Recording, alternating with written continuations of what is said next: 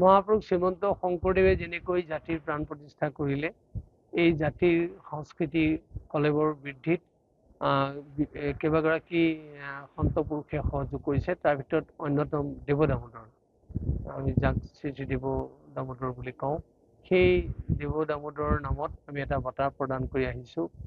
আৰু সেই বঁটাটো 2012 চনত আৰম্ভ হৈছিলে, এতিয়ালৈকে 12জনক দিয়া হ'ল।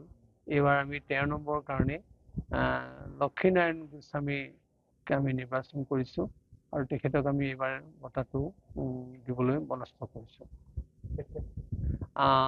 উত্তৰ গুৱাহাটী সত্ৰতে আমি ভাবিছোঁ আমাৰ বিশ্ববিদ্যালয়ৰ এটা পৰিৱেশ কলাৰ লগত সংগতি ৰক্ষা কৰি আমি এখন কৰ্মশালা অনুষ্ঠিত কৰিম। সেইটো তাৰিখটো হ'ল 26-27 জুলাই। আমি 2টা দিনৰ ভিতৰত বোধকৰো 27 তাৰিখে কৰিম চাগে। 27 জুলাইৰ দিনাখনে আমি এই বঁটাটো দিবলৈ চেষ্টা কৰিম।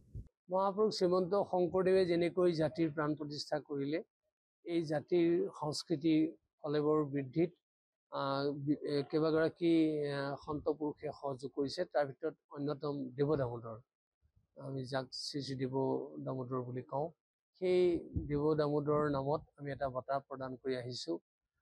আৰু সেই বঁটাটো 2012 চনত আৰম্ভ হৈছিলে, এতিয়ালৈকে 12জনক দিয়া হ'ল। এইবাৰ আমি 13 নম্বৰৰ কাৰণে লক্ষীনাৰায়ণ গোস্বামীকে আমি নিৰ্বাচন কৰিছোঁ আৰু তেখেতক আমি এইবাৰ বঁটাটো দিবলৈ মনস্থ কৰিছোঁ।